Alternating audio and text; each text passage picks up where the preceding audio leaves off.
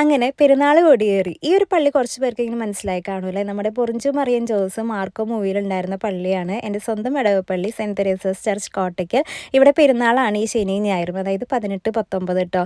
അപ്പോൾ നമുക്ക് പെരുന്നാളിൻ്റെ കുറച്ച് വിശേഷങ്ങൾ കണ്ടാലോ. മുമ്പൊക്കെ പെരുന്നാൾ എന്ന് പറഞ്ഞിട്ടുണ്ടെങ്കിൽ ഈ നോവേന ഞങ്ങൾക്ക് ഇവിടെ 10 ദിവസം നോവേന ഉണ്ട് കേട്ടോ. അപ്പോൾ ആ നോവേനയൊക്കെ സ്റ്റാർട്ട് ചെയ്യുന്ന സമയമാകുമ്പോഴത്തേക്കും ഇങ്ങനെ ആലോചിക്കും പെരുന്നാളിൻ്റെ അന്ന് ഏത് ഡ്രസ്സ് ഇടണം, എങ്ങനെയൊക്കെ ഒരുങ്ങിപ്പോകണം എന്നൊക്കെ കേട്ടോ.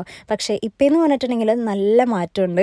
കയ്യിൽ ആദ്യം ഏത് ഡ്രസ്സ് കിട്ടുന്നോ അതങ്ങ് എടുത്തിട്ടിട്ട് പോവുക, അത്രയേ ഉള്ളൂ കേട്ടോ. ഇപ്പം ഞാൻ ഈ മടക്കി വെക്കുന്ന ഡ്രസ്സ് ഉണ്ടല്ലോ, അത് കഴിഞ്ഞ ദിവസം നൊവേനയ്ക്ക് പോകാൻ വേണ്ടിയിട്ട് ഞാൻ 2 ഡ്രസ്സ് ഇവന്മാർക്ക് ഓൾറെഡി ഞാൻ എടുത്ത് വെക്കും, ഓരോ ദിവസം പോകുമ്പോൾ ഇടാനുള്ള ഡ്രസ്സൊക്കെ. പക്ഷേ ഇവന്മാർക്ക് ഇപ്പം എന്ന് പറഞ്ഞിട്ടുണ്ടെങ്കിൽ ഒരാൾക്ക് ഇപ്പോൾ പാൻറ്റാണ് തലയിൽ കയറിയിരിക്കുന്നത്, എഴുതമോന്.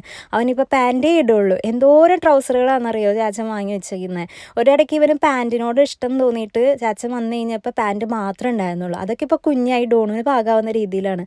പിന്നെയെന്ന് പറഞ്ഞാൽ ഇവൻ്റെ പാകത്തിനുള്ള പാൻറ്റുകൾ കുറവാണ്. കാരണം കുറേ നാളായി ചാച്ചൻ പാൻറ്റ് കൊണ്ടുവന്നിട്ട് ട്രൗസർ മാത്രം ഇട്ടുകൊണ്ട് നടന്നൊരു ചെക്കനാണ് കേട്ടോ. പക്ഷെ ഇപ്പം എന്ന് പറഞ്ഞിട്ടുണ്ടെങ്കിൽ പാൻറ്റ് മാത്രമേ ഇടുന്നുള്ളൂ. അതുകൊണ്ട് ഇപ്പം എന്തായി, ഇവരെ ഒരുക്കാനും ഇവർക്ക് ഡ്രസ്സ് തപ്പാനാണ് എനിക്ക് ഏറ്റവും കൂടുതൽ സമയം പോകുന്നത്. അങ്ങനെ തപ്പി ഒരുപാട് ഡ്രസ്സുകൾ എടുത്ത് വെച്ചേക്കണം. അതിൻ്റെ മടക്കി വെക്കേണ്ട ഉത്തരവാദിത്തം അവസാനം എൻ്റെ തലയിൽ തന്നെയായിട്ടോ. ഇവർക്ക് കുറേ ഡ്രസ്സ് ഉള്ളതുകൊണ്ടാണ് ഇത്രയും ബുദ്ധിമുട്ട്. 1, 2 ഡ്രസ്സ് ഉള്ളൂന്നുണ്ടെങ്കിൽ ഒരു കുഴപ്പമില്ല.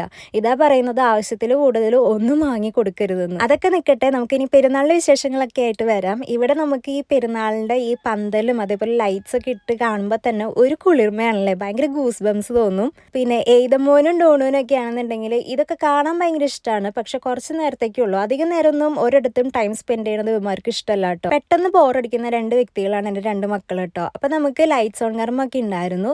പക്ഷേ ഈ ലൈറ്റ്സ് ഓൺ ചെയ്യണതിന് മുമ്പായിട്ട് നല്ല മഴയായിരുന്നു കേട്ടോ. അപ്പോൾ മഴയത്ത് പോയി നിന്ന് കാണാൻ പറ്റുമെന്നൊക്കെ ഒരു ഡൗട്ട് ഉണ്ടായിരുന്നു. ദൈവം അനുഗ്രഹിച്ച് ഇത് ഓൺ ചെയ്യണതിന് മുമ്പായിട്ട് തന്നെ മഴ ശാന്തമായിട്ടുണ്ടായിരുന്നു. ചാറുണ്ടെങ്കിലും എല്ലാവരും കുടയൊക്കെ ചൂടിയിട്ട് പള്ളിയുടെ ഫ്രണ്ട് ഭാഗത്ത് പോയി നിന്നിട്ട് ഇത് നോക്കി നിൽക്കായിരുന്നു കേട്ടോ. പിന്നെ കുറേ കഴിഞ്ഞപ്പോൾ മഴ കംപ്ലീറ്റ് ആയിട്ട് മാറിയിട്ടുണ്ടായിരുന്നു. അങ്ങനെ നമ്മൾ ലൈറ്റ്സ് ഫുള്ളായിട്ട് കണ്ട് നല്ല നല്ല രസമുണ്ടായിരുന്നു കേട്ടോ. എയ്തമോനും ഡോണും അത് കണ്ടുകൊണ്ട് ഇങ്ങനെ ഇരിക്കുന്നുണ്ടായിരുന്നു. ഒരാൾ വായും പൊളിച്ചിങ്ങനെ നോക്കിക്കായിരുന്നു കേട്ടോ. അപ്പോൾ ഈ ലൈറ്റ്സ് ഓണിൻ്റെ ഒരു കംപ്ലീറ്റ് വീഡിയോ എനിക്ക് ഇടണമെന്നുണ്ടായിരുന്നു. പിന്നെ കോപ്പിറൈറ്റ് കിട്ടാൻ ചാൻസ് ഉള്ളതുകൊണ്ടാണ് ഞാൻ ഇടാത്തത് കേട്ടോ. അപ്പോൾ ലൈറ്റ്സിൻ്റെ പരിപാടികളൊക്കെ കഴിഞ്ഞിട്ട് നമ്മൾ നേരെ വീട്ടിലേക്ക് പോകാൻ വേണ്ടി നിൽക്കുകയാണ്. ബാക്കി പരിപാടികളൊക്കെ ഇന്ന് നാളെ ആയിട്ടാണ്. എന്താവുമെന്ന് അറിയില്ല, പള്ളിയിൽ പോകാൻ പറ്റും, മുഴുവൻ കുർബാന കാണാൻ പറ്റുമെന്നൊന്നും അറിയില്ല. കാരണം കഴിഞ്ഞ പോലെ ഇതേപോലെ തന്നെ ഒരുങ്ങി കെട്ടിയിരുന്നിട്ട് ഇവന്മാരെ കരച്ചിലും ബഹളം കാരണം പോകാനേ പറ്റിയിട്ടുണ്ടായിരുന്നില്ല. ഇത്തവണ എന്താവുമെന്ന് കണ്ടറിയണം കേട്ടോ. അപ്പോൾ ഇതേ നമ്മളുടെ മുമ്പുണ്ടായ അച്ഛന്മാരൊക്കെ കണ്ടിട്ടുണ്ടായി, അവരോട് സംസാരിച്ച് വിശേഷമൊക്കെ പറഞ്ഞ് ടാറ്റ ബൈ ബൈ ഒക്കെ പറഞ്ഞ് നമ്മളിനി നേരെ വീട്ടിലേക്ക് പോവാണ്. ബാക്കി പരിപാടികളൊക്കെ ഇന്ന് നാളെ ആയിട്ടാണ്. അപ്പോൾ നമുക്ക് ഓരോ ദിവസത്തെ വിശേഷങ്ങളൊക്കെ കാണാം. ഇന്നത്തെ വീഡിയോ ഇത്രയേ ഉള്ളൂ. അടുത്ത വീഡിയോ കാണുമ്പോഴേക്കും താങ്ക്സ് ഫോർ വാച്ചിങ്. ബൈ.